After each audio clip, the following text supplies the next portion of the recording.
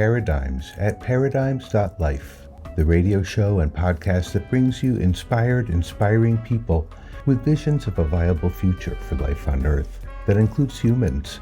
Hi, I'm Baruch, host of the show. Glad to be here with you. Glad you're here with me. We've got a wonderful artist returning to Paradigms. This is someone who lives a life filled with rhythm. She's going to talk to us about her new music and how she got through the pandemic, and you're going to want to move to this music. So let's get to it and meet my guest on this episode of Paradigms.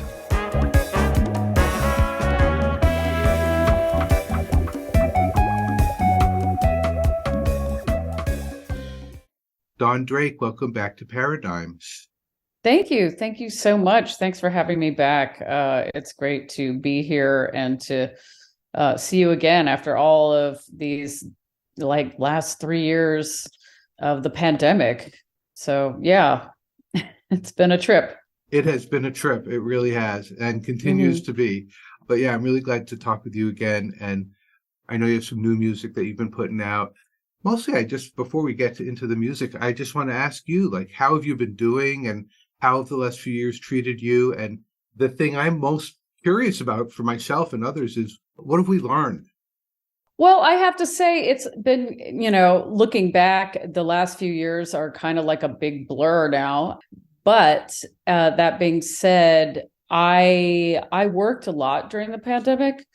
I was teaching in a lot of different schools and studios at the time that the pandemic hit. And so I just went all fully online for all of those. So I had to learn how to teach on Zoom and make videos and make content and all that stuff. But I worked a lot.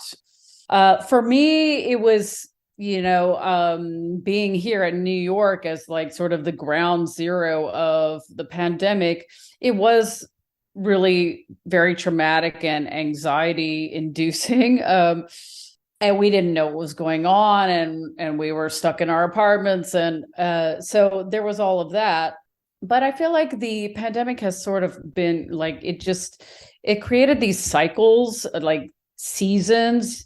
There was the winter seasons where we all stayed in, and then as summer came about, we started to play outside, and as far as playing music, live music came back to some degree during the warmer periods, playing outside. And I think we got pretty good at improvising on how to do that. For me, playing was really important socially and spiritually. So I kept playing as much as I could once those opportunities came about. And then I also created my own opportunities. I had a jam session. The first jam session of our neighborhood was in front of my apartment building in Prospect Heights. And then that became an ongoing jam session over the months. It was called the Prospect Heights Community Jam. So yeah, we improvised. As far as for myself, I have always sort of been trying to strike a balance in my life as far as work and social life or work and home life. So the pandemic sort of made me rethink a lot of my patterns of work. And so I sort of got better at, saying, okay, this is what I want to do and this is what I don't want to do, and sort of trying to make more of a balance for myself, which also included getting a dog, which that was the biggest change for me, is the fact that I got a dog during the pandemic. Me and everybody else in Brooklyn got a dog. But it created more avenues for me to socialize with people and get to know other people that I wouldn't have known otherwise. And it also gives me a little bit of a balance as far as staying home sometimes, because I was always out and about all the time, going from playing gigs to playing dance classes to more gigs to, rehearsals. And now I've just I've streamlined those activities so that I get more time at home. Been really interesting for a lot of folks, myself included, and what you're saying, I think we got to see other possibilities of how to live. And while there's been a big isolating aspect to the pandemic, I think what you just said is really something I've heard before from lots of folks. It also brought about more sense of community for people. As far as music making, that became sort of something that everybody would look forward to, is like, even if we weren't making money, we were doing this jam every week, and there were other opportunities that we created on our own to get together. And also at the same time, because of the George Floyd incident and the protest that came out of that, and this sense of consciousness around racial and economic and gender equality, I think there was a big shift because of that too. And people started treating, well, I'm not saying everybody, but there's been more of a consciousness around how we treat artists and the work that artists do. And so I find that not across the board, but in many cases, people started to put more value into what we were doing as artists. And that's been good for us. And also as artists, for us to come together and play as being recognizing, well, this is what, we do this for more than just money. We do it for the love of it and to be together and in solidarity as well. I'm talking with Dawn Drake. Glad to have her back on the show. And we're going to be back with more of this conversation. We're going to hear some music first. We're going to be listening to some tracks from her album Nightshade that came out in 2018. And then we're going to hear the new music that came out during the pandemic. So let's start out with Bunny's Jam, Dawn Drake from her album Nightshade. You're listening to Paradigms at paradigms.life.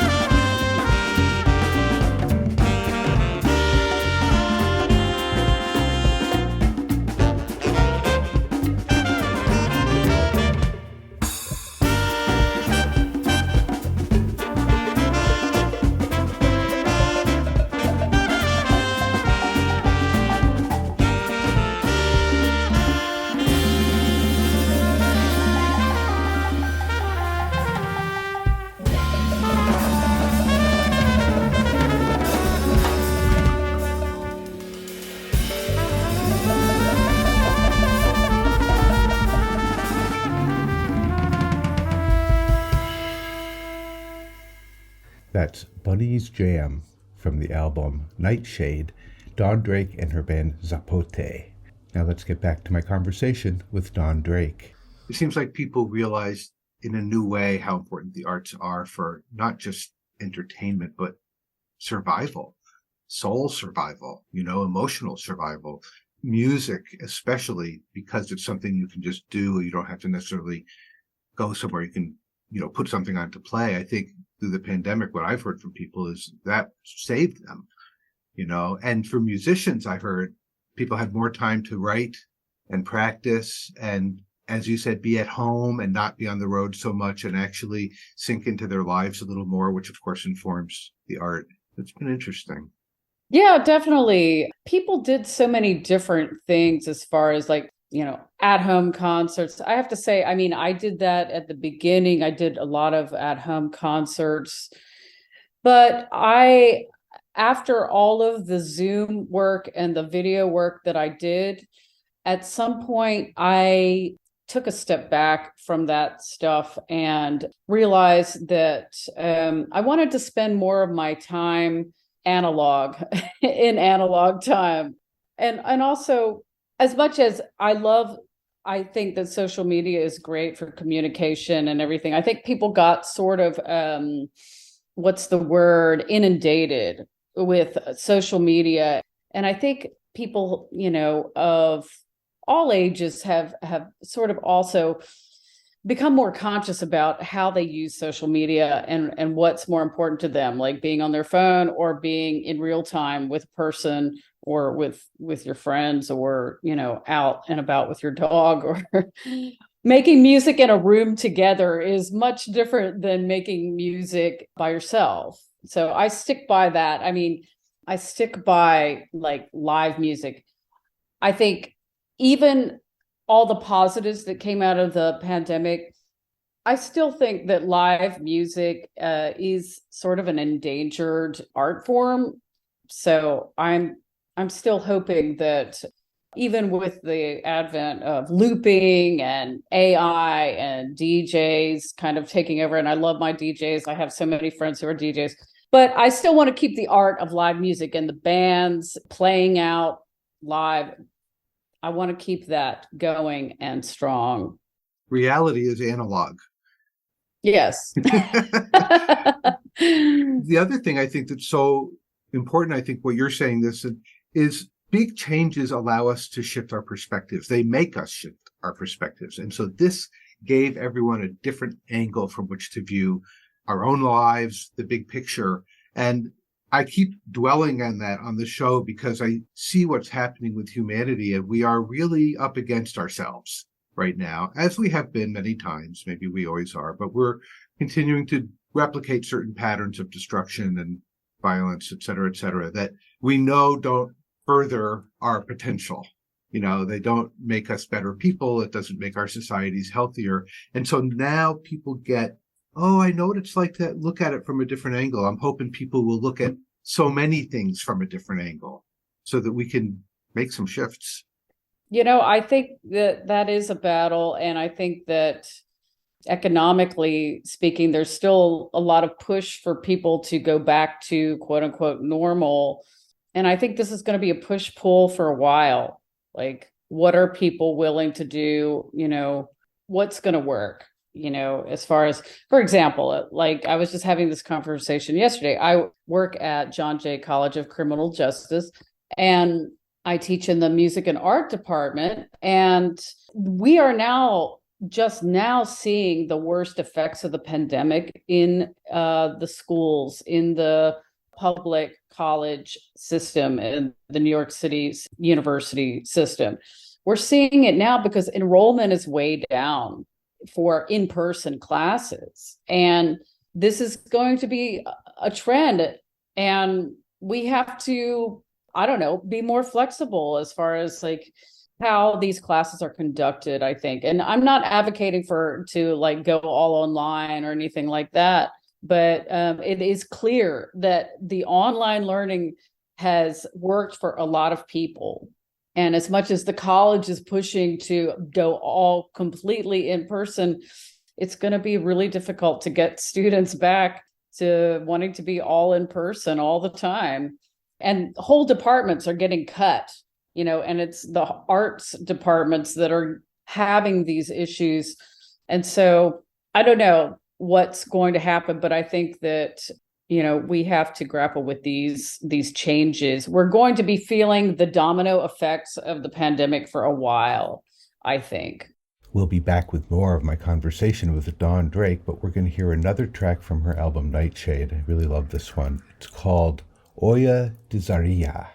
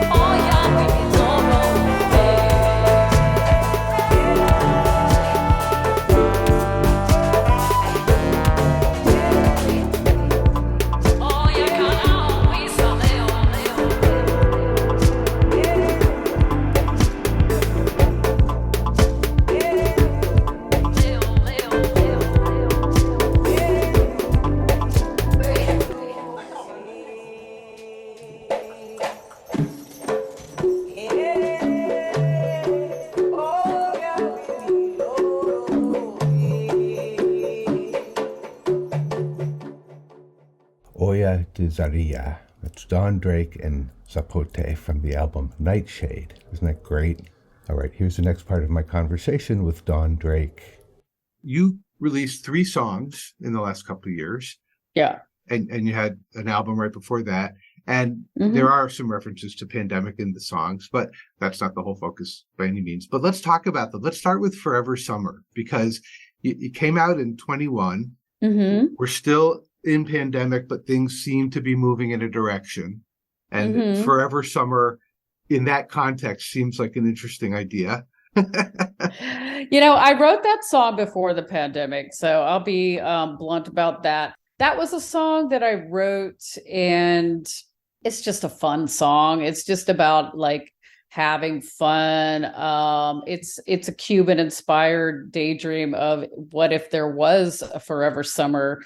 I often write songs about funny messages I receive, or things that strike my funny bone. That's basically what that song was for me. And I had written it a long time ago. I mean, not a few years ago. And so during the pandemic, that was sort of the time that I had to record. And so I decided to record that song. And I had a good time doing the video out at Coney Island. Yeah, I've been working with this guy called OK Motion, AKA Olivier K. And he's in my community. He's a Congolese videographer, and he does really good work. So that was just shot in one day. It was just something that I had wanted to do for a long time.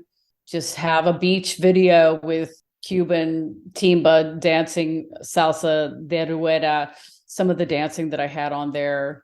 And yeah, made it happen. It's fun music. Fun music. Thank you. Yeah, and we need it. We need fun music. And then Corona King, which is different. Well, Corona King, I shot that one first. I shot the video for that first, and I came up with that one. That one was a pandemic-inspired song. Again, it was also, I write songs about people that write me messages, and I just turn them into songs. That's how I process, I guess, my own, relationships, whether they're like challenging or, some of the, the funny situations I've gotten myself into. Let's put it that way. As a single woman that's been out in the scene for a while, I meet some interesting characters. So I would imagine. Yeah, this song was about that, and about being sort of stuck in that pandemic mode of not being able to see anyone. That was just the strangest thing, was that in that time period, it's based on a true story. Actually, I was sort of talking with an ex. I'm going to tell you the real deal. That song was based on the fact that I was talking with an ex, and, we were in the pandemic, just FaceTiming, hadn't seen him in person in quite a few months.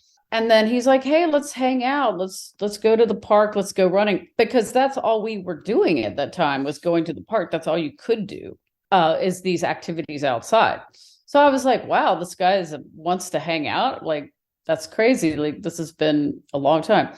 So then the next day I was supposed to hang out with him, and then he didn't call. I'm like, hey, so what happened? And he's like, oh, I'm sick. And then it turns out he had the virus. And that was that, and I never saw him again. Oh my. I mean, he's fine. He's fine. Okay. But like, that was sort of what that song was about, was just like this weird time of just being connected. I had several people that wanted to hang out, and then we would, I would try to get them to FaceTime. They're like, no, I don't want to FaceTime. I'm like, well, listen, there's a virus out here. I'm not going to hang out with you if you have like COVID, So there was all these differing sort of protocols of behavior going on with COVID. Like I was the one of the ones that was sitting in my apartment by myself, watching Governor Cuomo every day and just taking it all in. But then there were other friends of mine who got COVID. And then after they got COVID, they were all over the place, hanging out, going from here and there. I'm like, wow, I'm really like, I'm being a goody two shoes, And then there were other people that were just completely ignoring the whole thing. and just like, oh, this doesn't exist and this is crazy. I'm just going to hang out anyway. But I was not that person. I was like like I said, I was the goody two shoes that was like, oh, I'm not going to see anybody. I'm in quarantine, until who knows, So I wrote that song and it was fun. And then we did a video on my block right in front of my apartment and in my neighbor's backyard. And sometimes I feel like I write my music for myself, but I think some people, they see the fun in it. We'll be back with more conversation with Dawn Drake, but we're going to hear one of the new tracks now that we've been talking about. This is Forever Summer. This is Paradigms at paradigms.life.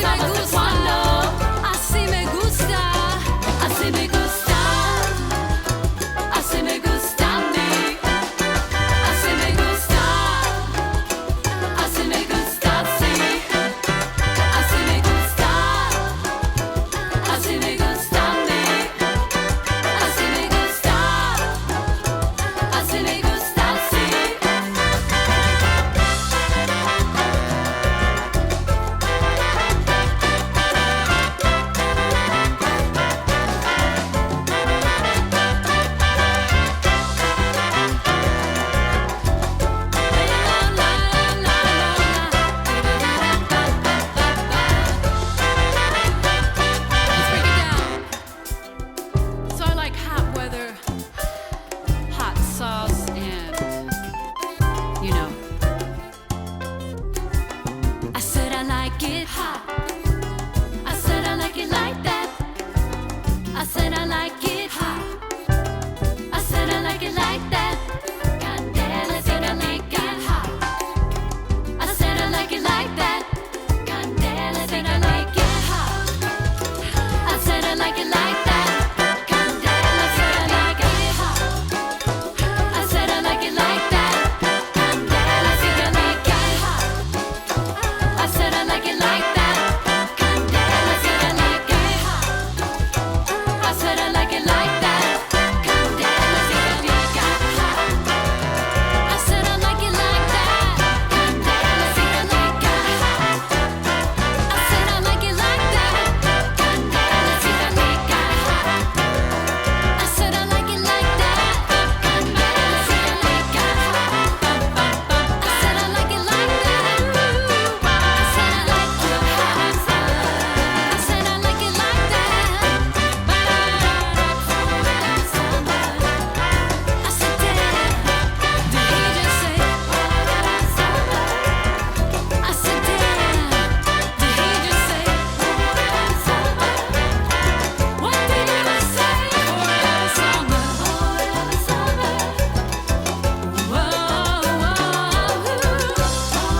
say? I said, damn, I said, damn.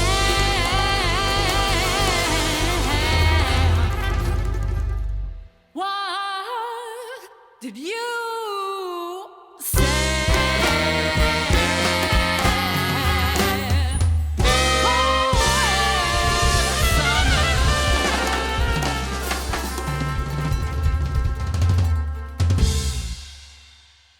It's a fun song, Forever Summer, Dawn Drake. And now here's the next part of my conversation with Dawn. Human life is all these things that it can be. It can be wonderful. It can be difficult, how we treat each other, the world, all that stuff. But it's short.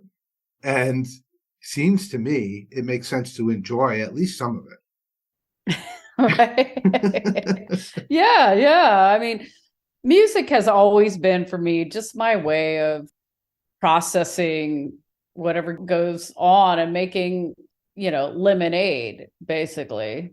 And then Thinking About You just came out. Yes. Yeah. So that one was actually a little more serious of a tune. I wrote that song during the pandemic. At the beginning of the pandemic, I was teaching all these different instruments online. It was kind of difficult. I was teaching ukulele, and that was the first time I'd really taught ukulele. So I wrote that song on ukulele. And it just sort of, I just kept playing it sometimes, I would just sit down and play it. And then one of my best friends passed away. And that was in July 10th, 2020. And so then after I had the chorus, then I wrote the verses for her. And so, yeah, I think of that song as sort of a memorial to her, as well as some of the other people in my life that passed away during the pandemic. Ironically, most of the people that passed for me during the pandemic didn't actually pass due to COVID. There were other reasons, but it seemed like it was sort of I don't know, it was just a strange time where I lost maybe 4 or 5 people in my life and it was unexpected. So that song is for them. Yeah. And I just recently played it live with the band in a sort of a different format, a different arrangement, using more of salsa and cumbia rhythms. And I would like to make a video for that song. I was going to make a video for that song, but I just got so busy. So the pandemic, I think has gone in like stages for me. There was the first year, and then the third year, which was last year. I feel, I started playing out more with other bands, and I became part of this salsa band now that's called Lulata Club. And it's like an all-female salsa band in New York. These women that have started this band, they started it during the pandemic, and they started getting work, and we just got really super busy. And on top of that, they have another band that's an Afro-Colombian project. And so I play in that too. So I've been blessed, and I have so much gratitude that I am in both of these groups, because I have been working as a side person a lot, playing percussion and sort of fulfilling that side of some of my dreams that I've had for years of playing more percussion in like Latin music and salsa music, playing more congas and, music of the African diaspora. I was so busy with those two projects that I didn't get a chance to make my video. But I will probably do it this summer. Yeah, it's a video that needs to be made outside, and now is not the time. Yeah, definitely not. Yeah. It's great that you just keep on going. I'm so, appreciative of artists just keeping on going. We all have to keep doing our lives. And for people who provide a certain kind of nourishment on a broad scale to so many, well, we kind of depend on you all to keep on going. So it is really hard to keep on going. So, the industry sort of, people don't necessarily know how hard artists work to put out music. Right before the pandemic, I put out Nightshade, and I love that album. I know it's my own album, but I could say that I think it's pretty good. And then the pandemic happened, and I didn't really get a chance to see what I really wanted to do with that. So right before the pandemic, I was, I had my album release, and I had this big band with, a full horn section with trombone and flute and doing all these tunes from that album. And it was great. But then the pandemic hit, and then I sort of like lost sight of that project, because when I did come back to playing live, I had to get smaller. Supporting a big band is a economic challenge to get, venues that are going to pay enough to really be able to compensate everybody fairly. So it's an issue. I don't want to be like, let's say a negative person, but honestly, like, I just really think that through the pandemic, and also through some of my colleagues' work in mental health, and especially with musicians in the music industry, I think that, we have come to the point where I think that we need to be more open about how difficult the process of creating content and keeping on going can be. And I don't want to discourage other people from doing it. I think that you have to do what you love, and you have to, if you have this creative energy, then by all means do it. That's what I enjoy about working with younger people, because they're like, yeah, let's do this. And as somebody who's sort of matured in this arena, I feel like, I'm like, okay, I've sort of established this, that, and the other thing, and I can survive. But, just to continually push yourself harder and harder and harder and harder, it can be, a losing battle. Let's put it that way. I was recently asked, I was like, well, I put out the single, and I put out 2 other singles during the pandemic. And somebody asked me, oh, is this going to be part of a larger work? I'm like, I don't know. I just put out an album right before the pandemic. I don't really feel like putting out another album right now. Do you know how much work goes into putting out an album? Not even the recording, the writing, not to mention the money that you spend on graphic design and production and mixing and mastering. It's huge. Oh, yeah. Huge. And then at the end of the day, you have to promote it, and I'm not saying, hey, I have friends that are very successful, and hey, big up to them. I'm just saying that it's not a walk in the park to put out an album. We'll be back with the final part of my conversation with Dawn Drake, but we're going to hear another track that Dawn did during the pandemic. We've been talking about this is Corona King. I've been tossing and turning.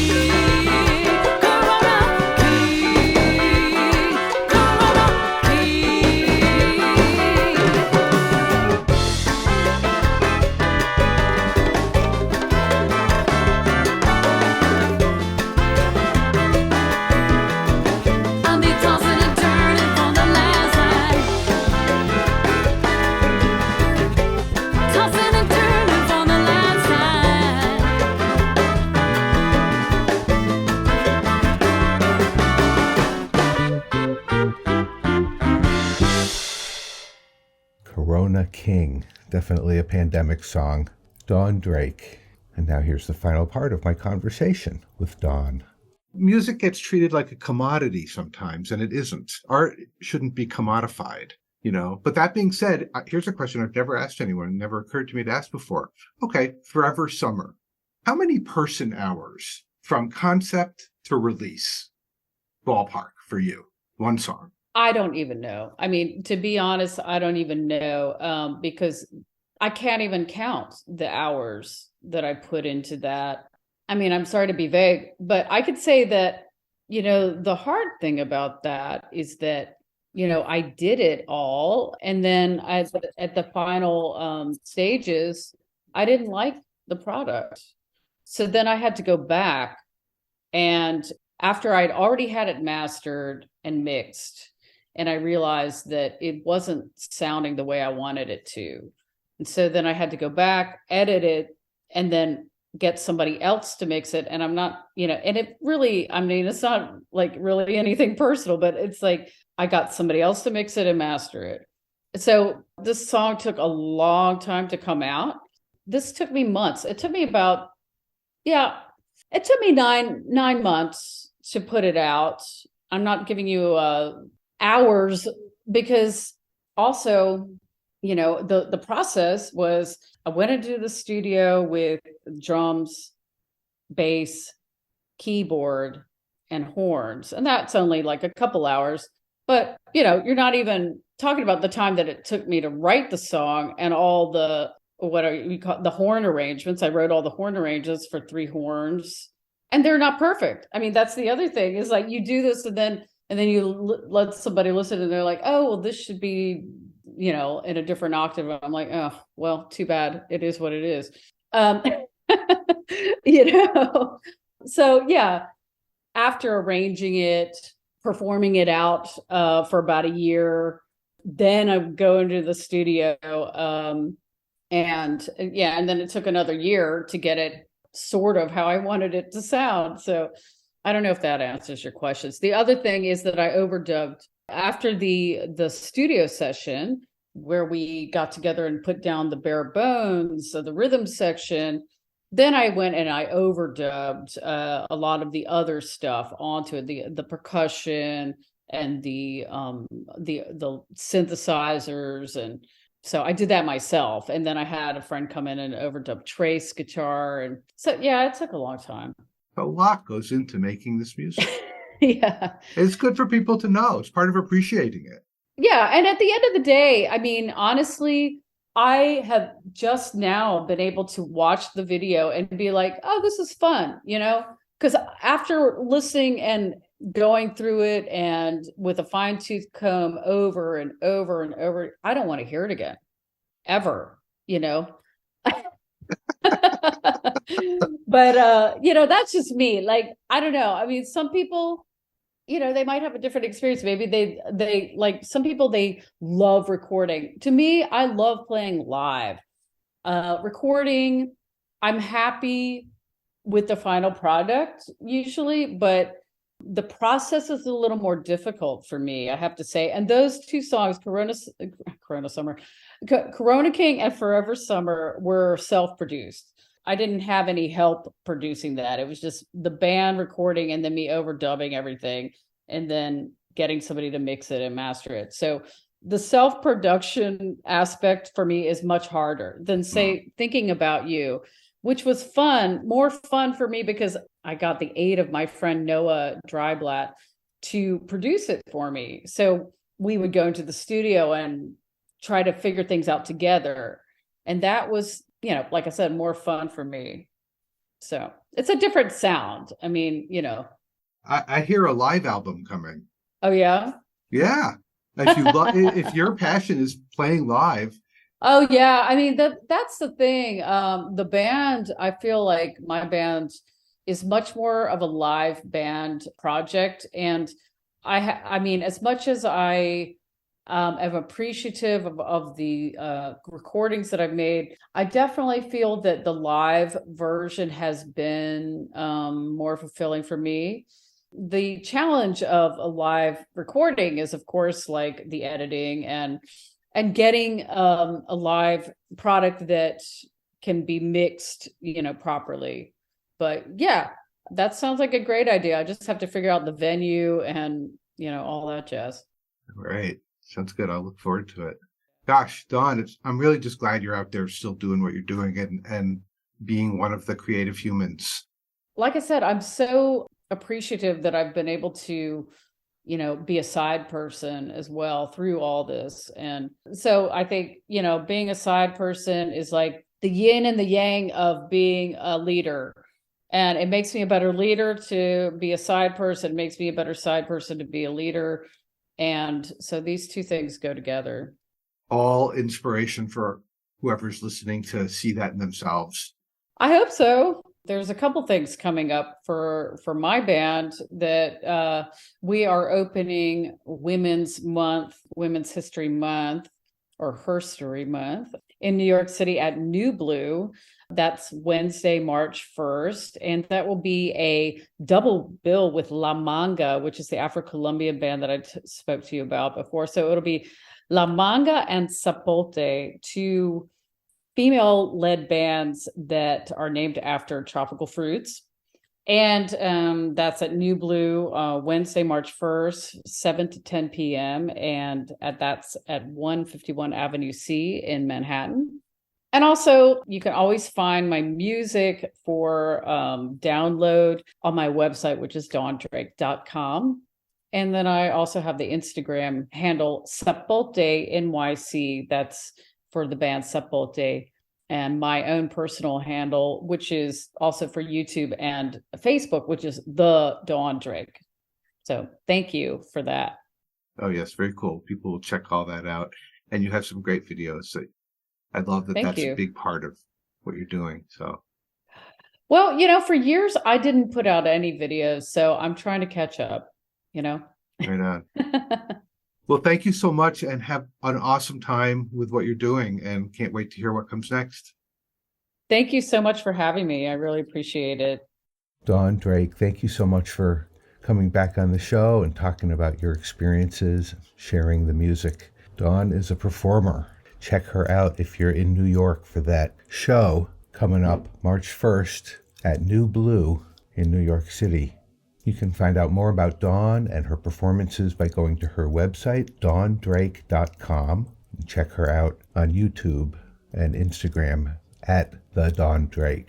Sometimes you just have to move, you just have to dance, and this is the kind of music that does that for you. Great, great rhythm. Thank you, Dawn, for the music and for keeping live performance going as an art form.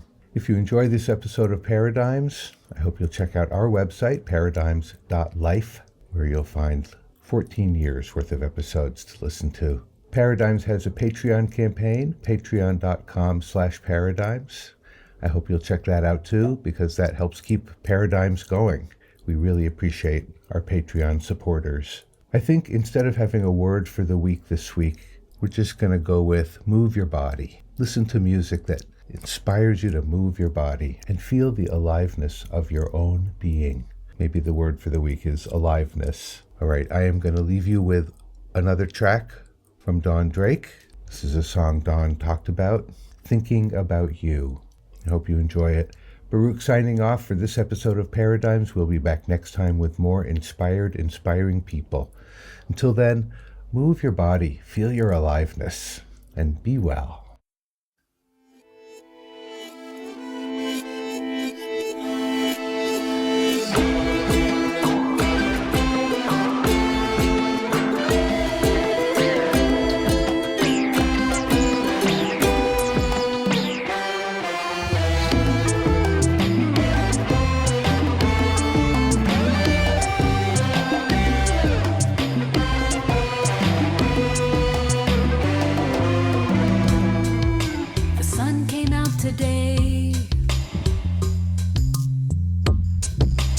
Washed away the gray.